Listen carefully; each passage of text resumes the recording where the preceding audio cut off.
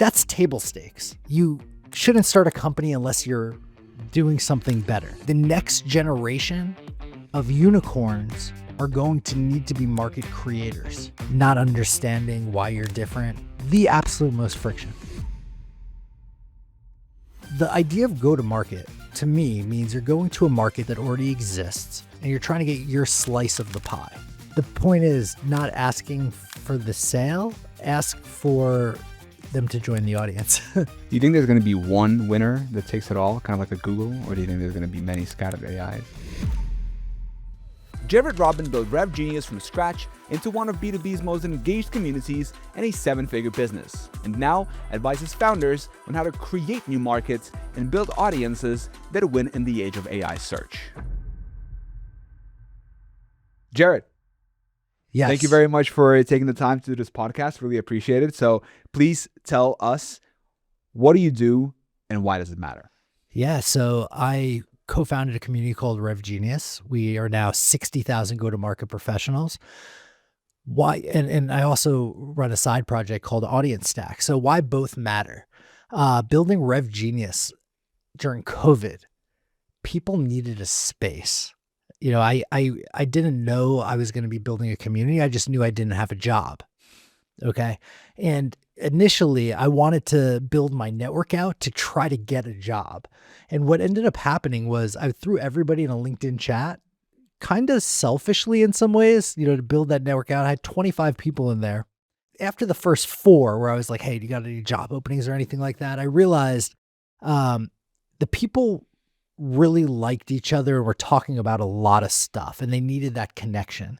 And the signal that made me realize that it was much more than a chat and much more than me finding a job was that LinkedIn DM chat crashed our LinkedIn apps multiple times per day. Like it would literally shut off. We'd have to go in because the communication was so big. And I'm like, oh man, do we need another community? Because there was communities like Revenue Collective in the GTM space, Modern Sales Pros, Sales Hacker, Bravado. And I'm like, one, there's signal here, but is this what we truly need? And what I realized was there was an opening for a community for everybody.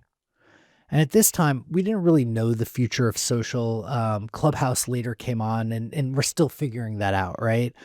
But I'm like, holy crap, is there not a true community, like not for money, not for senior leaders, not for like content websites? Those are all important, but is there really a space for everybody that had that like community vibe? So they forced me to go to Slack, they being the LinkedIn group people. They're like, just start a Slack.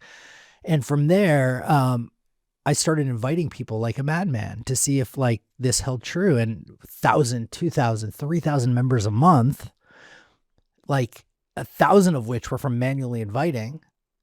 The rest were from like people announcing on LinkedIn that they had joined Rev Genius. There's like 4,000 members now. And I realized, wow, this was important. It was a need. Having the no cost entry was important to me because I believed if I put a price on it, while it would have been like a sound business plan or something and probably would have been good, a couple things. One, I didn't think I knew something that the community didn't, like above all.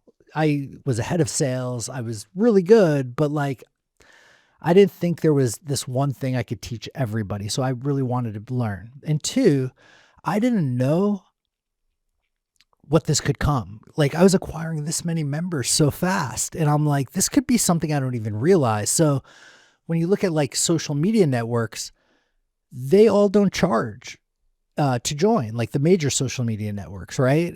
Sure, you have YouTube Premium and this and that, but like to get a basic account, there's no entry point. So I'm like, I need to allow that. And I wasn't sure the business model. And what was interesting was I didn't like sponsorship was like a pretty straightforward business path that like other communities might have had. And I knew that was always there. The sponsors were coming to me. They saw what was happening. And this planted the first seed that like, you know, there was something important for companies there, right? To get in front of their ICP and the people they wanted. Now I still stayed true to like community overall and like the connection with people. And I still do now. Like the trust is a big thing. But as I took that business model and companies started paying me, I realized over time, and it wasn't until a couple of years ago, maybe even 1 year ago, that I realized they weren't paying me for the community. They were paying me for my audience, right? To expand audience reach, because a lot of these people that pay, they wouldn't necessarily be more active in the community. They were just looking for demand generation paths. And after like poo-pooing about that, like, oh, don't you know the power of community? I'm like, you know what? I understand their logic. It makes sense. I might feel a different way, but like it's hard to prove that different way. You know, dark social came about and everyone kind of anecdotally knew that it helped, but it wasn't a direct line. So like pay me to throw a webinar or a newsletter, see how many people that I could sell to come and which ones of those turn into opportunities. That was a little easier. So I leaned into that. And then I had this aha about a year or two ago and started creating my first project around audiences. And now I'm on my second. It's still going. The other co-founder is operating that by herself, and she's doing a great job. That, you know, some of these companies that came to me, especially seed to Series A, they wanted my audience, but they also, there were some fundamental things they could have done better in-house. And I was realizing people were going to work with me. They wanted to pay me. And our level of success is partially dependent on this company doing some like core things themselves, right? Like how successful we are based on what they've set up, you know, socially, getting the word out, what they do on their own. And it's still true today.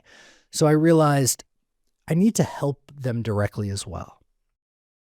And I reverse engineered why Rev Genius grew so fast. Sure, there were the GTM things. I asked a lot of people to join. I had the right message. I got a really great conversion percentage.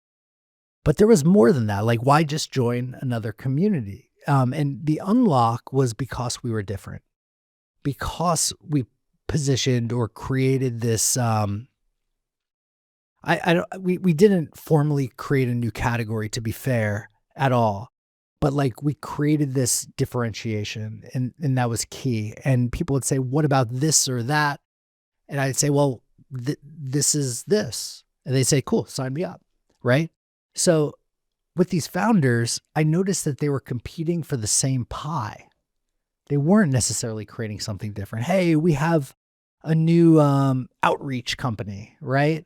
And we're better or we're cheaper. And that's common. Or we have more features. And that's table stakes, okay? That's effing table stakes. You shouldn't start a company unless you're doing something better. But the shift they didn't have that made it hard, because if you're a no-name brand doing something better, there's not really that trust factor yet. And sure, you could do some things with us. They don't want to lean in all the way. They just want to do a little bit, right? So how could I help them frame the unlock? Like let's say you're going against a Gong, for instance. Well, Gong is a sales recorder or a call recorder, and they put AI on top. How are you building the sales brain and the intelligence that coming AI first fundamentally changes? So like help them figure that out.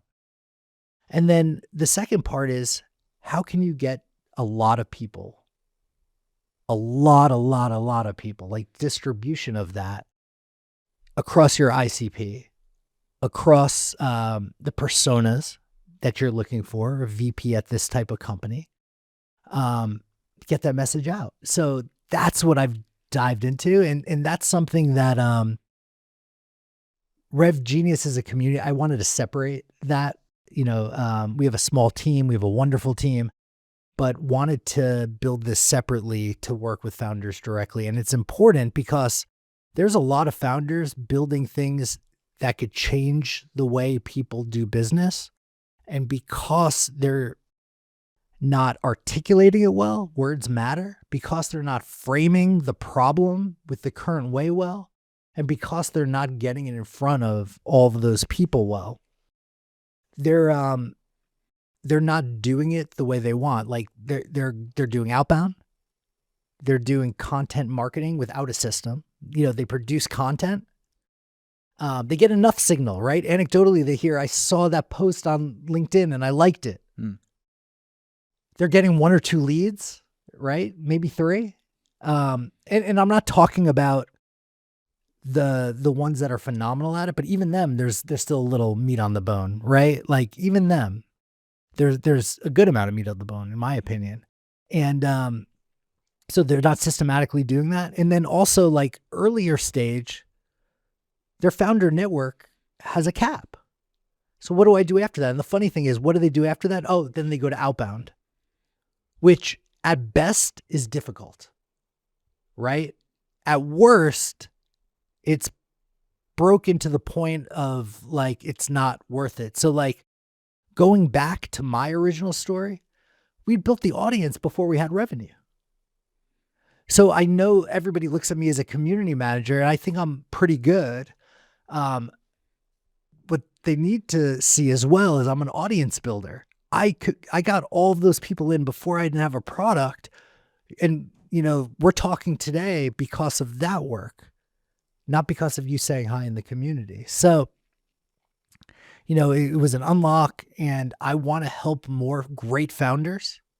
There's still the founders that aren't building different things and stuff. And I think that they could thrive just fine. I do think there's a ceiling. I think now with AI making some things easier to build a product, easier to do some of the go-to-market motions at scale. The next generation of unicorns are going to need to be market creators. I honestly think that because just doing things better than somebody, better GTM, that worked yesterday, that worked 2 years ago. Creativity, the human connection, the distribution, and the unique message to put in front of them is what I think is table stakes for tomorrow. So let's talk about AI. Yeah, let's do it. Is SEO dead? So do you mean is optimization of search related engines dead, or like old school Google dead, or like answer engines? The user behavior is changing. Yeah. Looking at myself, I used to Google a lot of things. Now I do less so. Now I go to Claude or Gemini. Yep. And basically all of my behavior has shifted towards that. Now, obviously, the people who are using AI, we are the minority. If you look at the global population, most people don't use AI. But it looks like things are shifting towards that direction. And perhaps in the near future, we're going to see that people are increasingly going to start using AI more and more and more. So the traditional search engine optimization for the blue links on the first page for the top 10 spots is probably going to be less relevant because we can see Google AI overviews at the top. We can see user behavior shifting. So the question is really, is SEO dead? Like, is that optimization dead, or is that optimization also part of the GEO, and kind of what's the difference? One, I don't think it's dead per se, but I want to frame it into a different question. And this is like what I do. Like when we were looking at SEO, like let's take before AI times, did we have the buyer journey optimized? Because you care about SEO, you care about being seen because you're probably trying to sell something. A media company is trying to sell ads. A product company is trying to sell their product. So they're gamifying, SEO is gamifying search algorithms essentially in one way or another. I think we were doing it right in some ways because it was leading to revenue and you could draw that attribution. But is that how people buy? Or do they go to search after they have conversations? Or do they, want different answers. And that was kind of like the evolution to the answer engine, right? Like, does search actually produce the right answers? So going to the answer engine, I think we're getting closer, but even still, I think driving people there, that's one thing. I think if you think about the future, you have so many agents on your website right now, like so many, more than just Google or Gemini or whatever. And are we trying to hack the system the wrong way? Like, are we trying to go up high in search versus optimize our website to be there naturally for certain conversations, make it more conversational, because it's not just a keyword, it's a phrase, it's a conversation you're having with AI, right? Like, and then once they're on your site, you still have like an old chatbot, maybe a new chatbot, right? Maybe without a human even. Are they getting the answers on your site? Because essentially the whole journey is they want to find the answers. So just because they get to your site, does that mean they found the answer? Or does that mean now you have a signal they're on your site and you're going to outbound them? Which, I'm not saying it doesn't work, but can it work way better if you really understood that journey and you got them the answer? If you connected with what they're searching for and you had the answers on your site too. So I think SEO, AEO aren't dead, but I think the buyer journey as a whole has evolved. And I think you need to continue that conversation on your site to really meet them instead of trying to capture them. I think the thinking needs to shift a little. Does that make sense? That makes sense. And if a B2B marketer came to you tomorrow and he said, or she said, I want to be the answer when someone asks something related to our vertical, what are some pieces of advice would you give them? One, make sure that you're optimizing, on-site content to provide that to, the answer engines, so to speak, the Perplexities of the world. Two, right now, tactically, I think there's still a period of time where you could gamify AEO like you could SEO.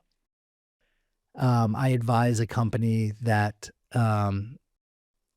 sees who's placing for certain keywords, answers, etc., articles from Forbes, like big things, and their clients, they actually get placed in those articles. There's an exchange of money, but nothing like super crazy amounts, like hundreds, not thousands, so that they could be everywhere there. And then, there's some really good AEO tools to better optimize that. So if you wanted, you need to think strategically about how you're going to do it. And I think it's like a few-pronged approach. Like, how is your site's content structured? Is it structured good for the agentic web future? Right? Like, are you using a tool to do that or not? Are you also doing some of the gamification that you have a small window to do actually on those engines, even if it isn't, and address it from that point of view? How do you think agents are going to affect the attribution and the tracking of traffic? So how about this? I think there'll come a time in the near future where agents are buying for companies. So think about this. Let's use Claude as an example. You're feeding Claude your whole tech stack, your goals, wanting to understand, dive into one of the problem areas that you want to fix, like a bottleneck. Look for suggestions. Give it your team size. Give it all the things that objectively in your head, and some things subjectively that you suspect are the makeup. Why the fuck do you want to sit through a sales call? just let the AI do it, right? And also knows how to answer qualifications, however which way. And could bring you like a short list, right? Based on all the research. So how do I think agents are going to affect? Like, I think they're going to eventually do that heavy lifting for you. What do you think the human unique value is going to be if more and more work is going to be done by AI? So let's think about this. So like today, I was just having this conversation in Claude. Like one of the ways you could make Claude better for you is to add skills, right? Like different skills. I bet the most popular ones are widely used, widely used. A LinkedIn ghostwriter, this or that. Some of those require some finesse. Some of them are just plug and play, right? What about in 3 months from now? What if Claude just takes a look at all the skills out there and just makes the top 20% of them embedded? So now you don't even have that alpha that you figured out something cool before, right? And then soon, what if they had everything? And it's funny because I'm actually taking I'm in this AI community, and in the onboarding, it suggested some skill files to be downloaded from GitHub. Okay. And I did, and I tried to bring it in, and it said the file already exists. So I tried another one. I tried renaming it, all of this. And then I asked the person who started the community, he said, oh, you just need to toggle it. It's already in. Okay. Already in. So I don't even need to know about GitHub anymore. Sure, there's a delta there for others, but like literally the first 5 to 7 skills that were like no-brainer skills, already in. So assuming that more and more parity is built that make everybody have the same functionality, the same ability, it comes down to the user and how they use it. Sure. But wait, there's playbooks for that. You could copy. And maybe that's even built in eventually. The true creativity of us as individuals is going to be what separates the wheat from the chaff, so to speak. Like that's going to be the sauce. Like that's like the idea of going to market. You're all competing versus the same thing. By the way, you have the same skills, the same tools. It's more affordable than ever. You could do the same things the same way, or creating a new market, which now not many people have. And sure, I don't know if Steve Jobs has passed, but like there's no Steve Jobs skill, right? And I don't think there ever will be. Can you expand a little bit on the idea of creating a market? The idea of go to market to me means you're going to a market that's already established, that already exists, and you're trying to get business, and you're trying to get your slice of the pie. If you use the CRM example, and this is a great example to look at both ways. You're competing against Salesforce. Sure, HubSpot's taking a little market share, whatever, but you're largely competing against Salesforce.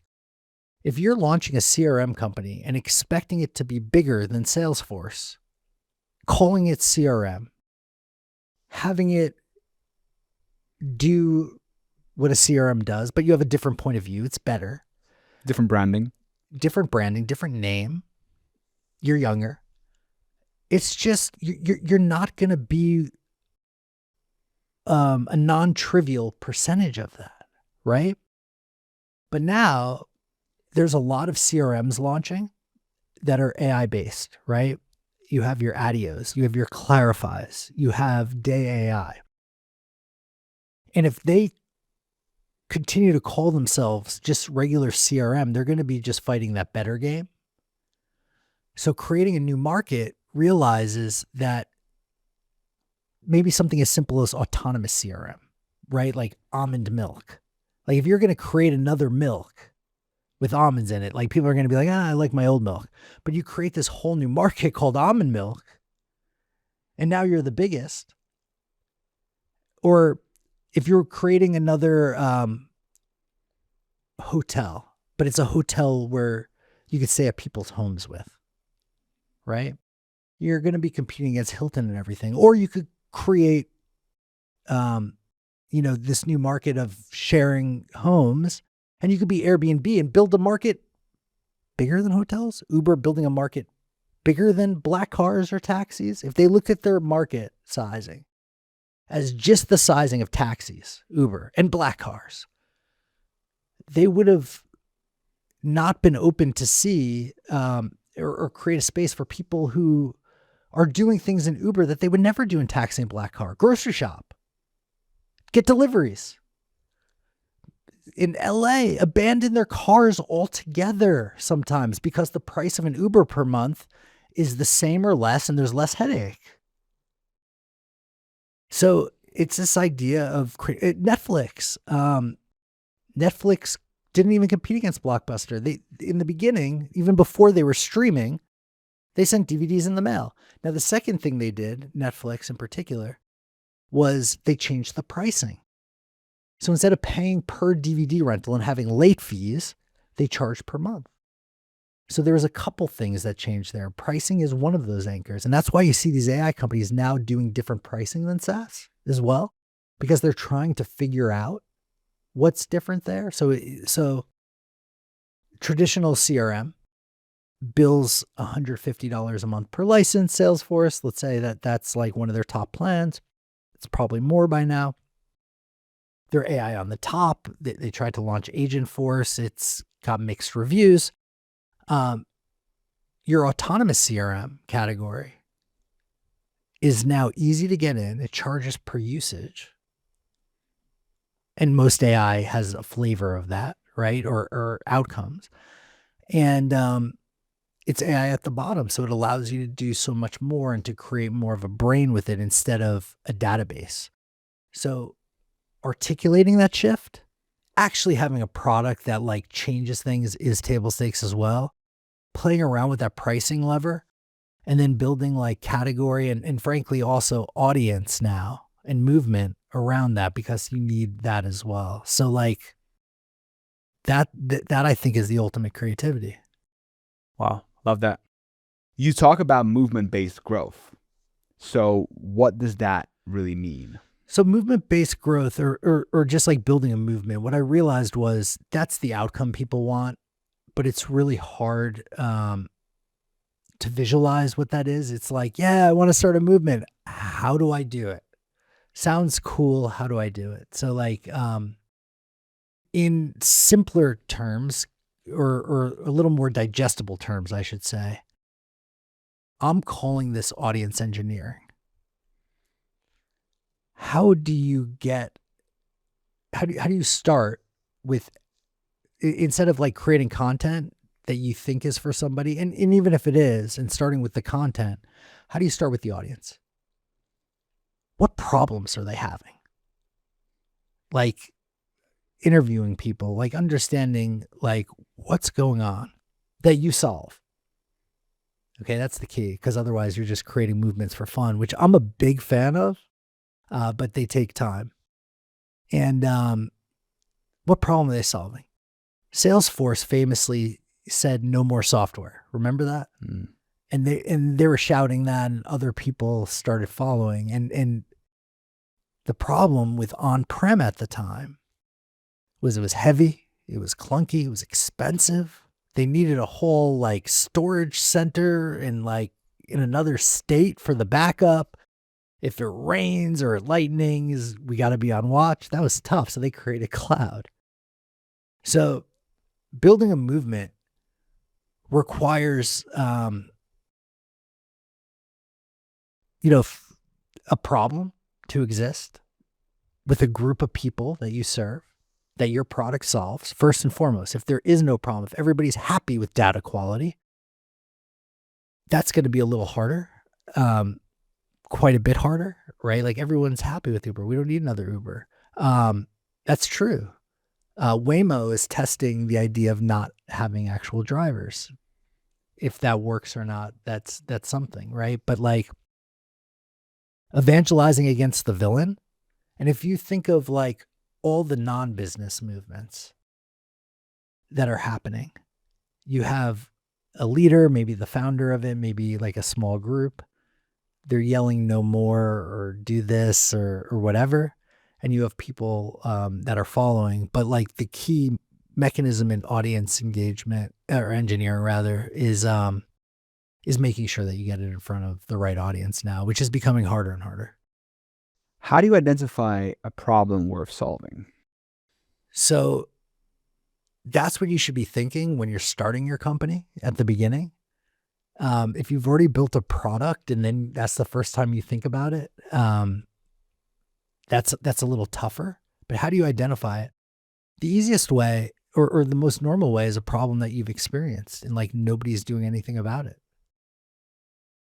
Talking to other people, asking them not leading questions to confirm your hypothesis. Using it conversationally and being like, hey, like asking what's the biggest problem that you have, seeing that trend across the board, and then also like feeling. So when I started Rev Genius, it was a feeling. I'd later look to see if there was a gap before I even built this out.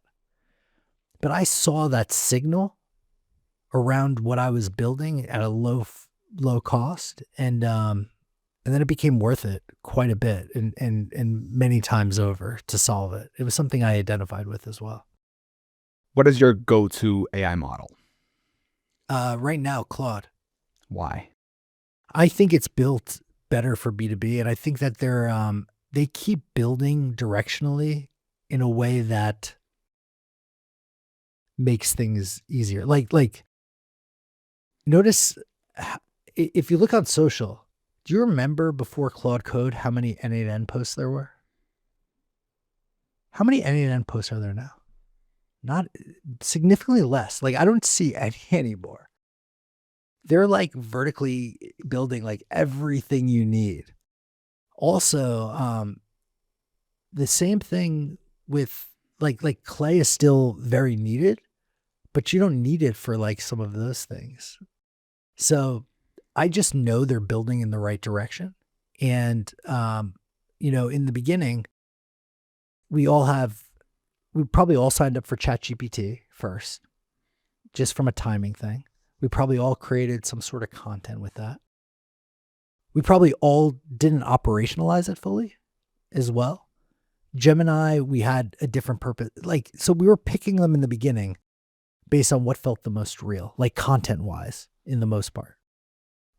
Claude started like edging the way, like it felt more natural, like even without all the skills, even without all of that. So people tended to like gravitate towards there. Then they added more that made it even better. And then they made co-work for like 2 weeks where everyone's like, oh, co-work's great. And then now people are just jumping right to code. So why? It's because in go-to-market, it feels like the best. There's the most research, the most literature. It's allowing me to do things that I haven't done in the other platforms. And now, frankly, Perplexity has its case. I think Perplexity might have Claude integrated, if I'm not mistaken, for some of like their AI assistant stuff. ChatGPT, I haven't logged in a while. Same. In a while. And that's just naturally. I actually just renewed my subscription and I've heard people like stopping their subscription.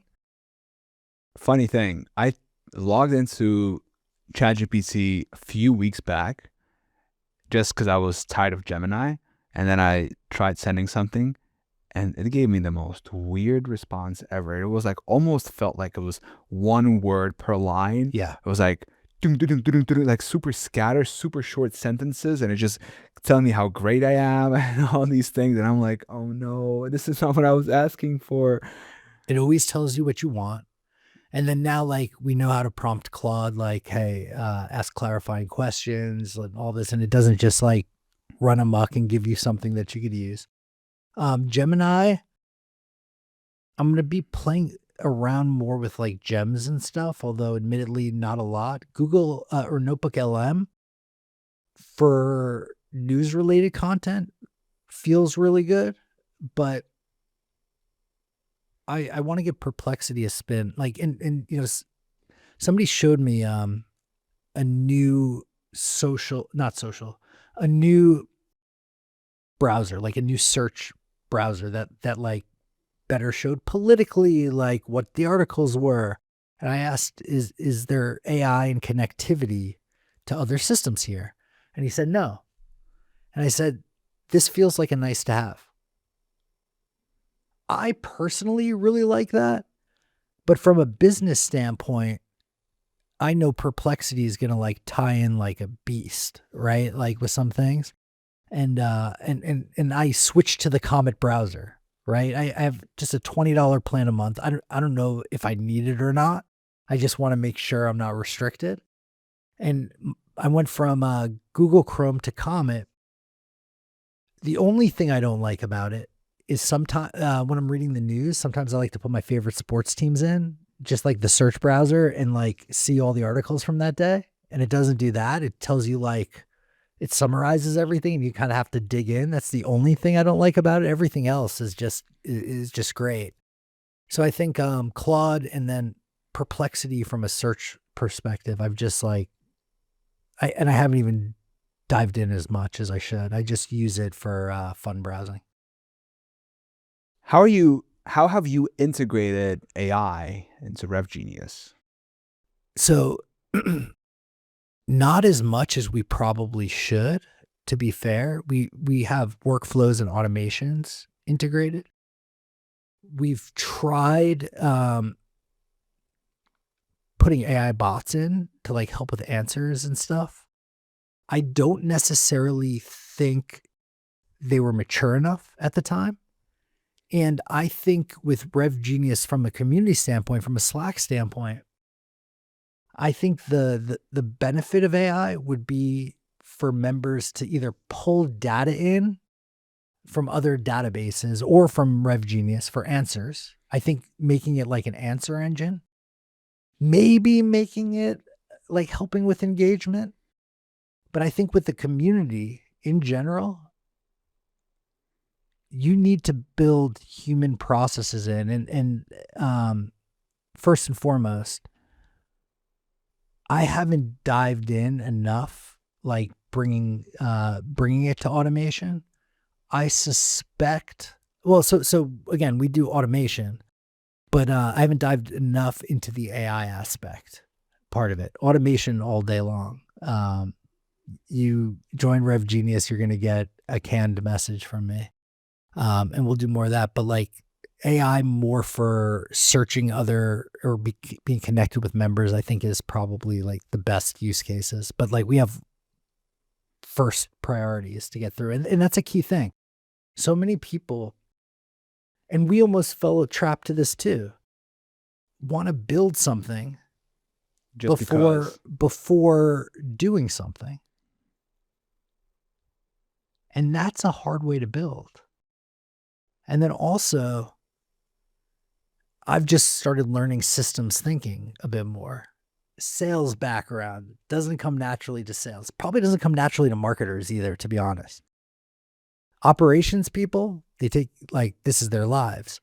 But like, there's like 5 core systems: sales and marketing or acquisition, client deliverables, client success, business intelligence, and I forget the other one. But understanding where the bottlenecks are, what system to work on, how to optimize that the most. I haven't really dove into that with Rev Genius because we have a small team, and that should be even more reason for me to dive in. But we're doing some other things first. Do you think there's going to be one winner that takes it all, kind of like a Google, or do you think there's going to be many scattered AIs? So I was thinking like create the market. Like how did OpenAI create the market? Like did they build a new category? Is it AI? Clearly there's other players there. They built GPT.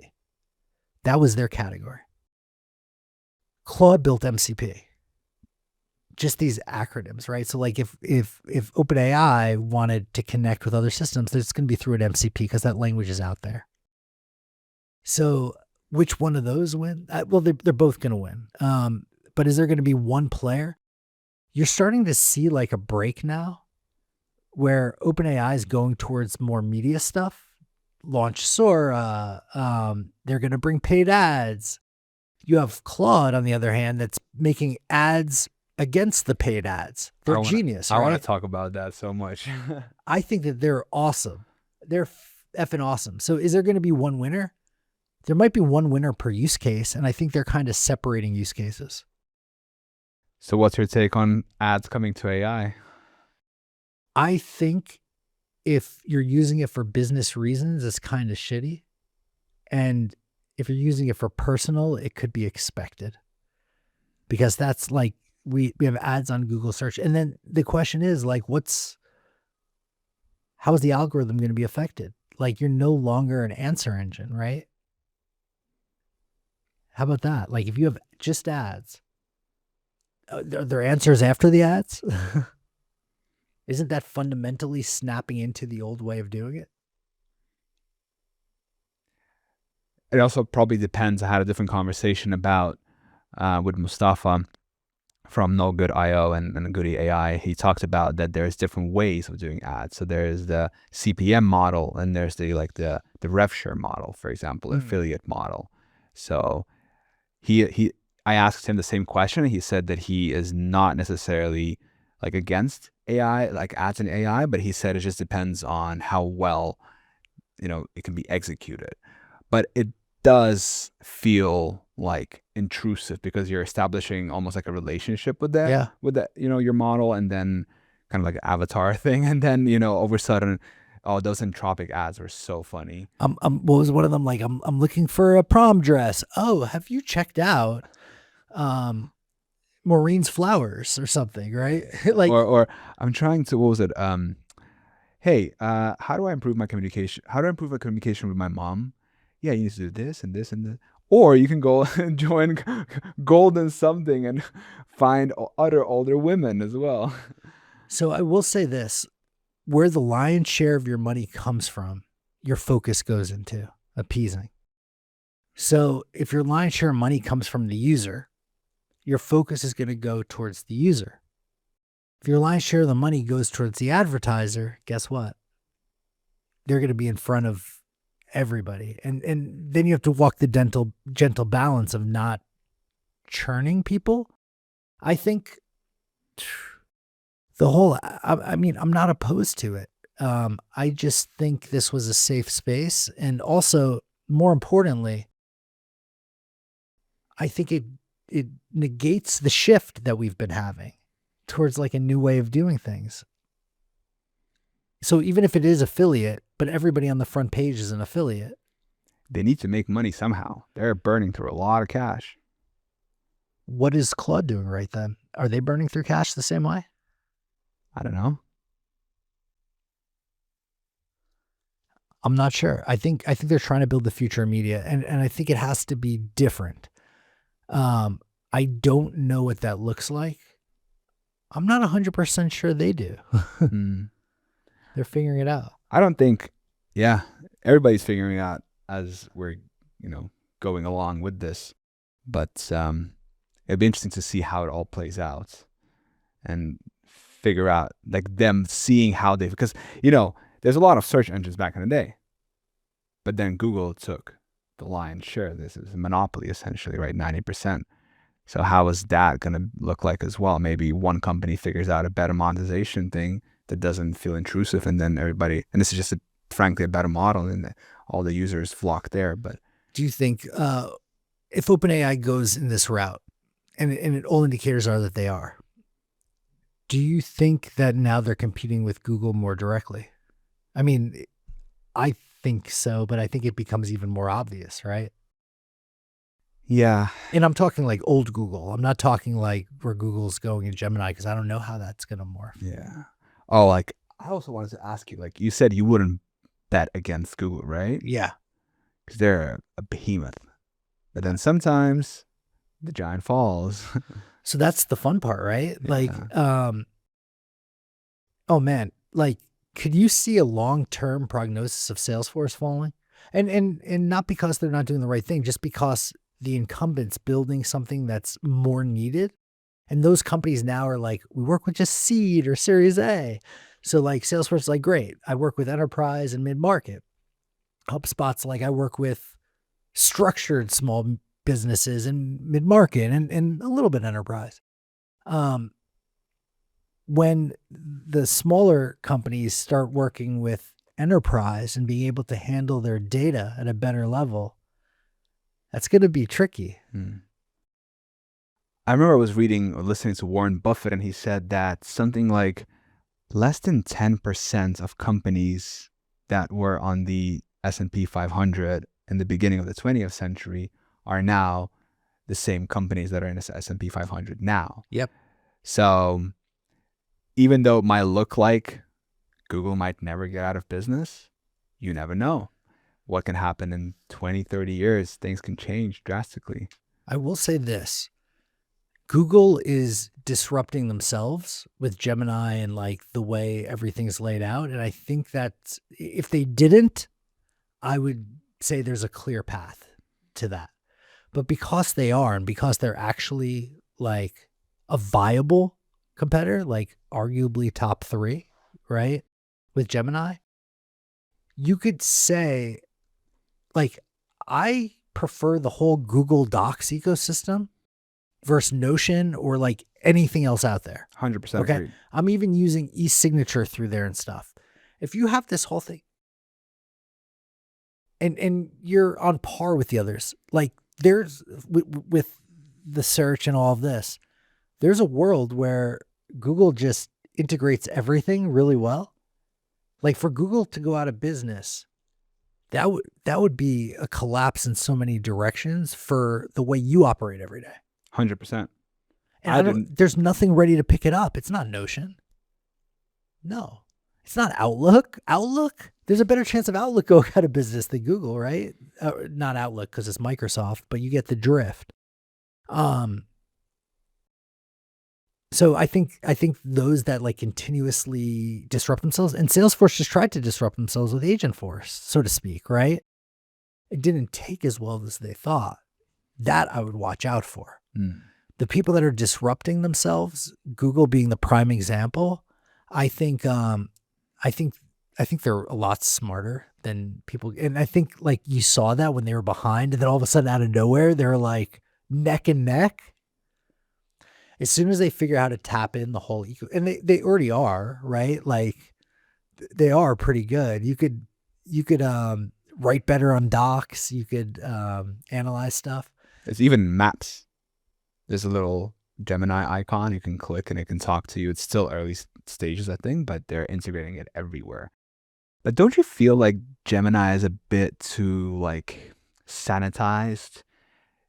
Like you can't, it doesn't, I tried to upload a picture of my family and then like there's a baby picture there. And I was like, hey, here's a picture of my family and like create a cartoon. It's like, no, sorry, can't do that.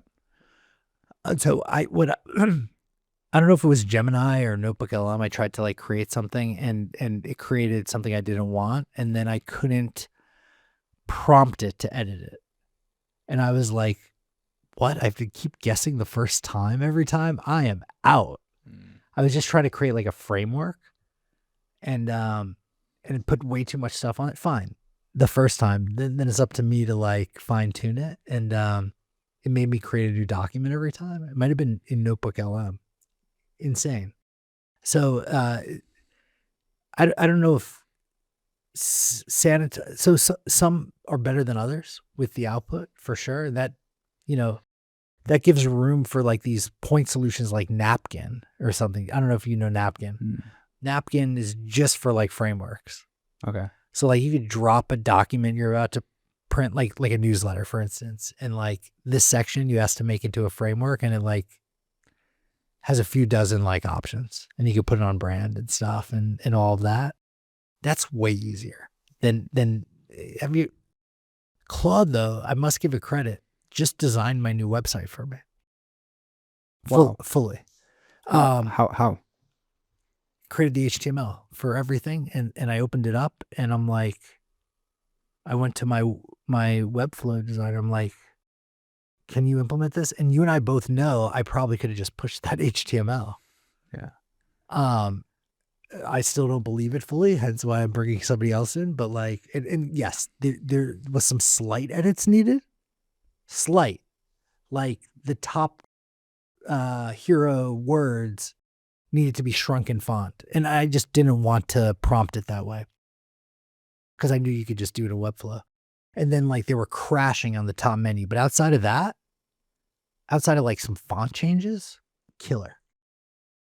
I'll show you it before leaving me today. Yeah.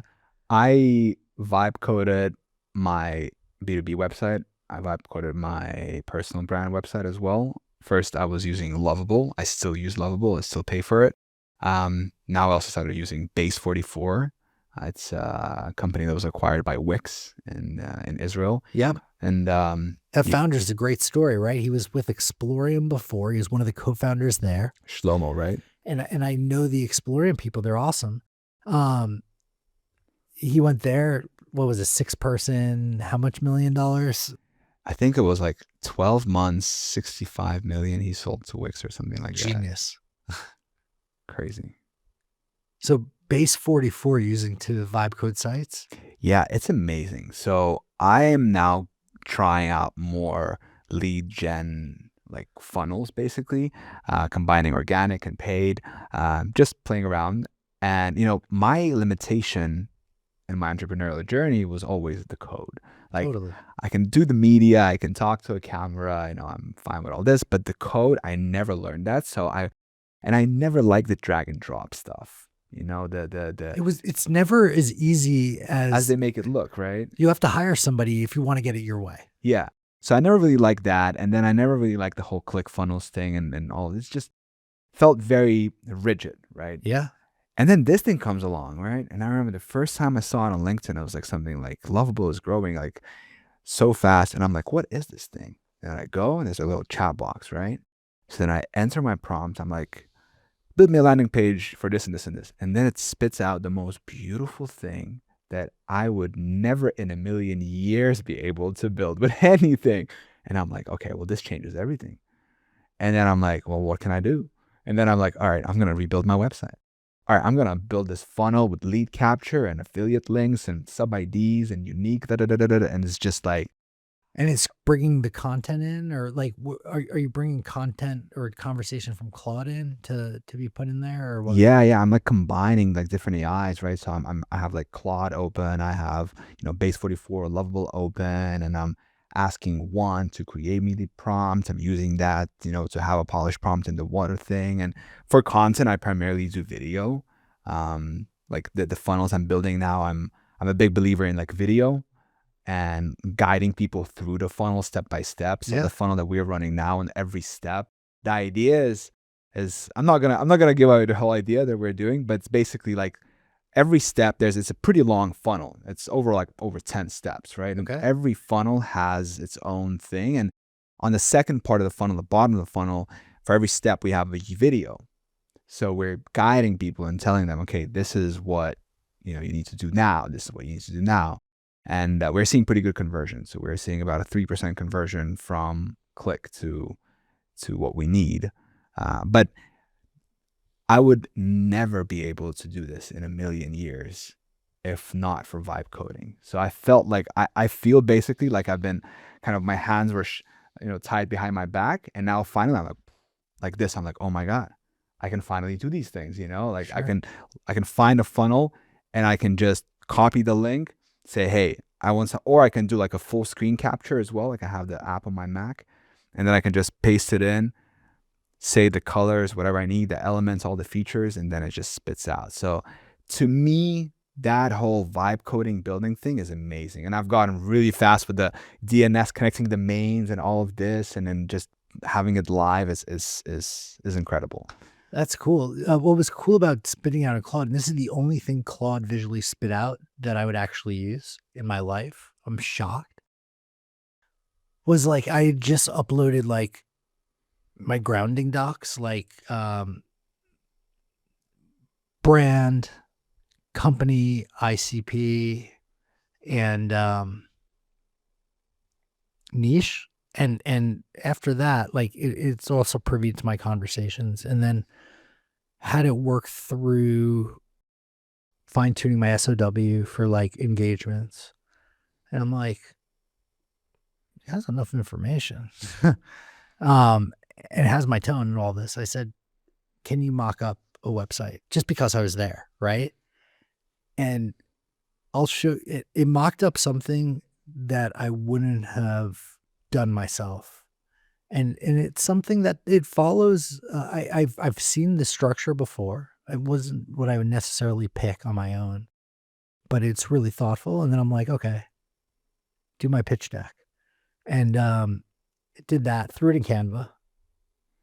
Doesn't have a direct push there, but I prefer Canva over Gamma right now just because I'd like to think I'm more creative than Gamma is. And, just download the PowerPoint, upload it, and move the elements around. And I have a really good V1 of the deck as well. And I was just getting feedback today, and the stuff I got feedback on was just like content gaps in there that I hadn't thought about, nor did Claude, in all fairness. But now I'll add that slide and we'll go from there. But like, it was nothing on design. I mean, when you show a deck, nobody really cares, but I'll show you the visuals, and I'm like, wow. But I had an idea of my brand. I knew the colors, and then it spit out something like obviously not on brand to start when I was like that. And I'm like, I could work with this. I'm like, change this to this hex. I'm like, use only these 3 hexes. It did it. And then it created like a 4th, which was like a variation in between, which was called for. It was called for. It made it look better. And I was like, okay, wow. Yeah, I kind of appreciate when the models, like especially Claude, like when they don't just agree with you and just tell you what you want to hear, but like push back and say, yeah, no, I don't think that's going to be the best thing for you right now. Or no, this is not how you should do it. I think it's good. It's. I tried to upload the logo right after that. That didn't work as well. So I'm like, okay, let's backtrack. Yeah. How important do you think is for brands right now for AI visibility to invest into marketing across like Reddit and YouTube? So it depends on what stage you're at. Like, if let's take a step back. I believe the most important thing is starting with the audience. If you know they're all on LinkedIn, that's great. Like, bring them to newsletter as well. Like, you want to own the audience is my opinion. And I believe you could do that with like 1 or 2 channels. Having an own channel, like a newsletter, for instance, is needed. But like with the LinkedIn, to invest in Reddit, that's a really hard place to understand who's actually talking.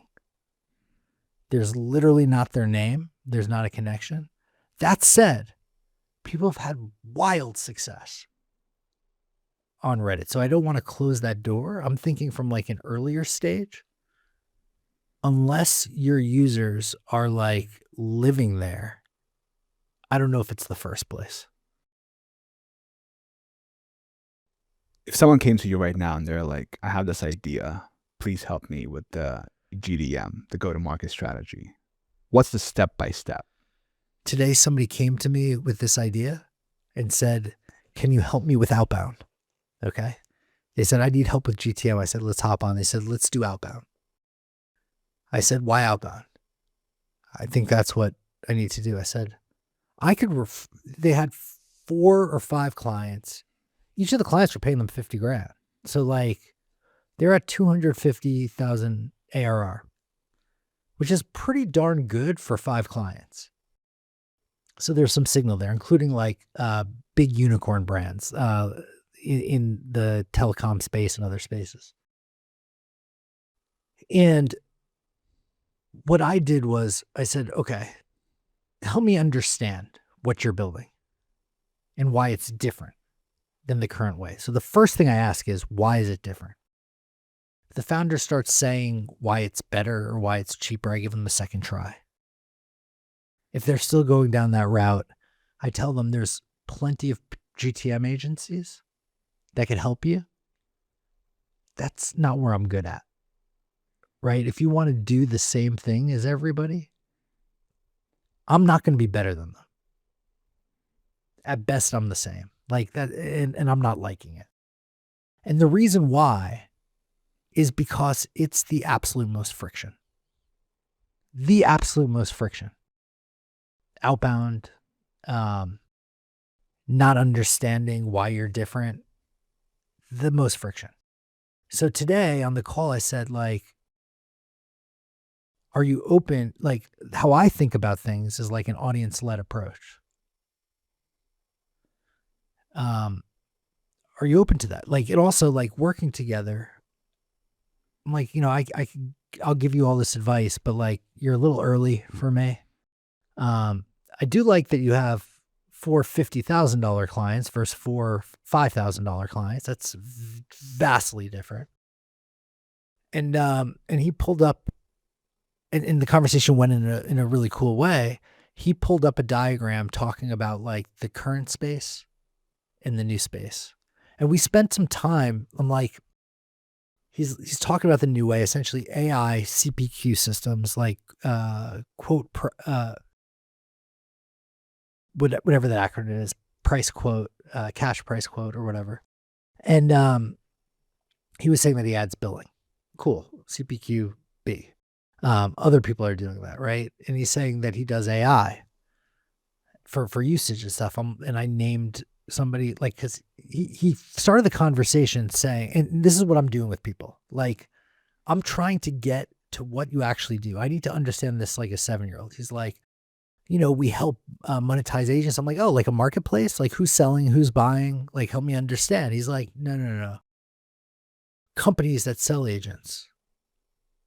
I'm like, okay, like Zapier, sort of, but also companies that don't. And I'm like, we got to simplify this.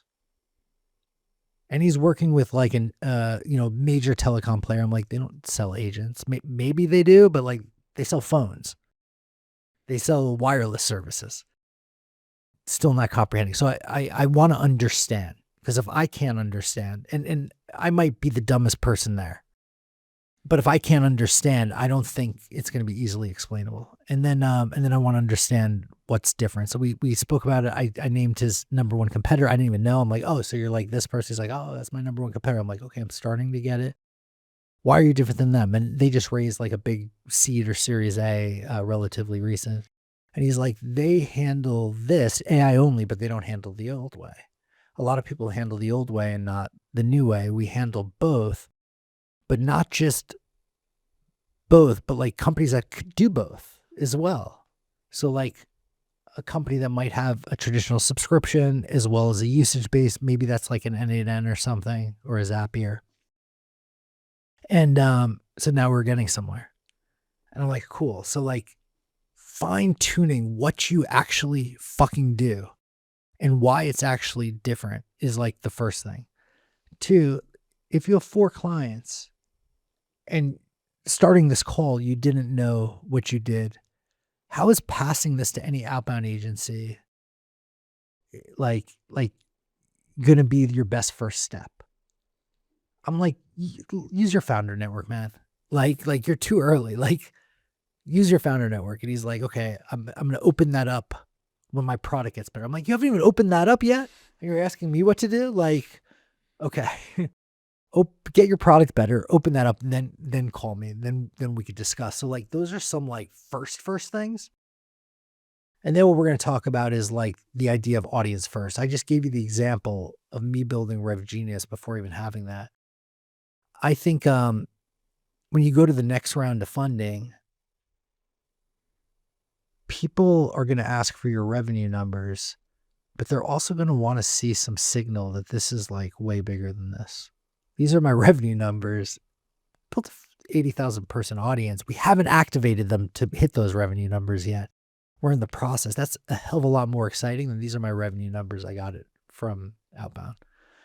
Like, a lot more exciting than I'm going to market that already exists. I'm also building something. So like, I would help people frame what they're doing differently, like, and really think it through. And the CPQ example is tough because CPQs exist forever. So are you creating a new CPQ? Maybe not. Maybe you're creating an almond milk, right? Like maybe you just need to, maybe milk's here forever. And it just needs to be almond milk, which is healthier because the old milk's too fatty, you get too bloated, right? Like all of that. Lactose intolerant, blah. Do the similar with CPQ. So that's why I was saying CPQB. That won't stick, I don't think. But like from like a sentiment standpoint, like it like simplifies it.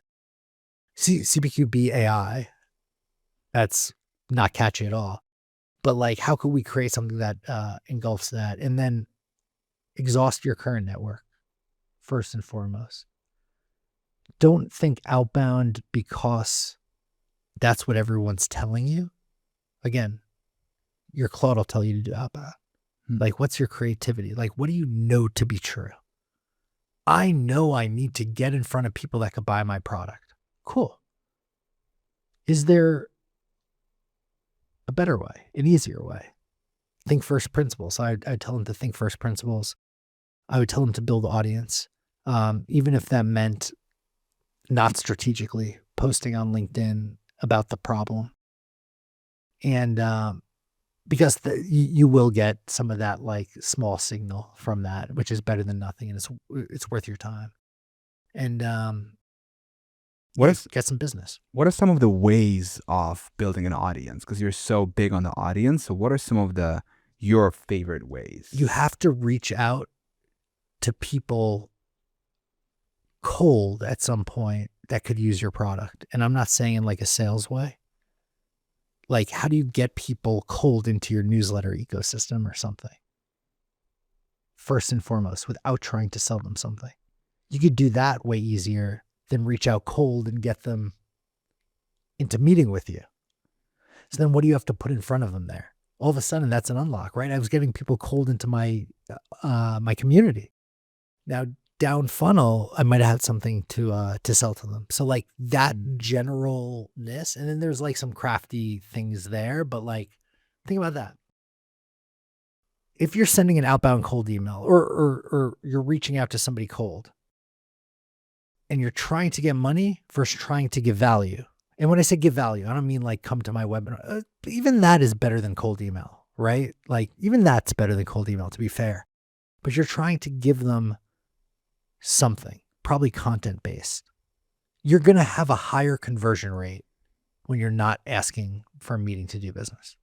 Yeah, it's like people reach out to me all the time and they're like, sir, I would love to make thumbnails for you. Sir, I would like to edit videos for you. And I'm like a small creator, but I get a lot of those messages. So I can only imagine that the bigger you are, probably the more requests you get. And then once every like couple of hundred, someone will send, even if it's not that great, but they will send a thumbnail that they created with my face in it.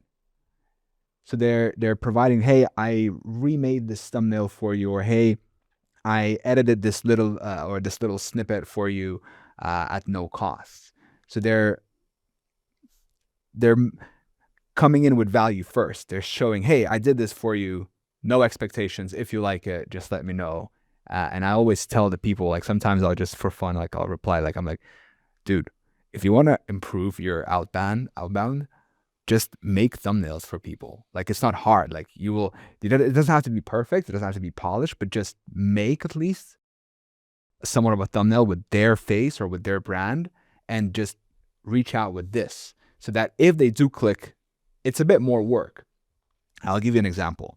Back in the day, I was doing e-commerce and I was doing print on demand and I was broke and I needed to figure out how to make money. And the brand was called citycaps.co, right? I was selling like dad hats. And then I didn't have money for Facebook ads. I didn't have money for Google ads, nothing, right? So just pure organic. What do I do? So I figured out by some sort of luck that I went to an Instagram page and it was called like Bongo Cat. It's this weird meme of like this cat banging on a bongo, right? whatever. And I wanted to buy a promotion on their page for my hat store. But then they were like, no, they were a bit hesitant. I'm like, okay, fine. I'll take the cat and I'll put it on the hat. Right? So it will be like a perfect match. Like your audience who love this specific cat will see a product with this exact thing. And the crazy thing is that they had a lot of followers, like 50 or 60,000 on that page. And they didn't do a single promotion at that point for anything. So the audience was just like Waiting. yeah, they were just waiting. They didn't see a single ad for anything.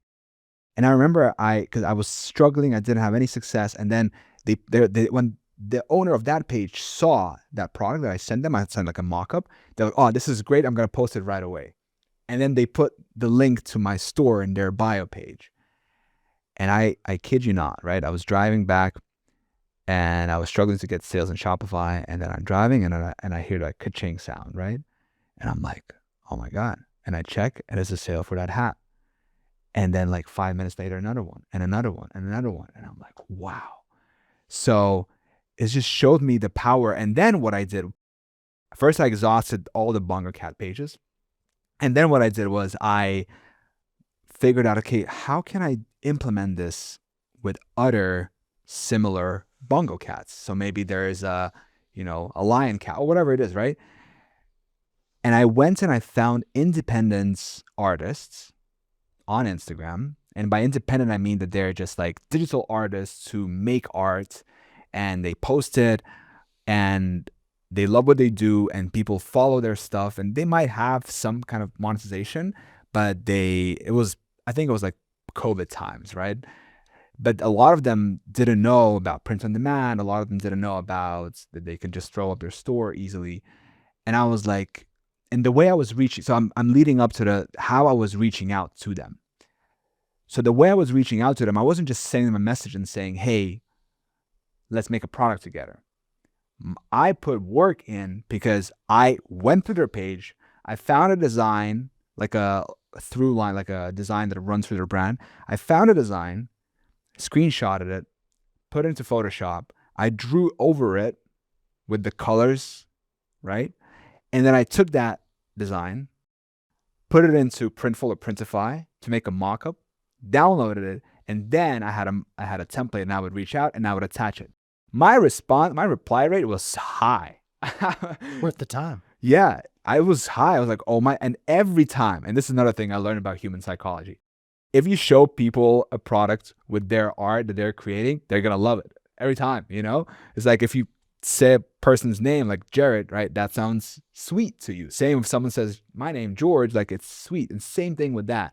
So I remember that my reply rate was high. They loved it. My close rate was high. And I was basically getting access to free traffic to their existing audience. Yeah. And that's when I saw my first little like success. And my kind of success measure was, okay, can I get an artist today to agree to do this deal? And then I would pay them like an affiliate share, basically. So I would pay them a commission from every hat sold.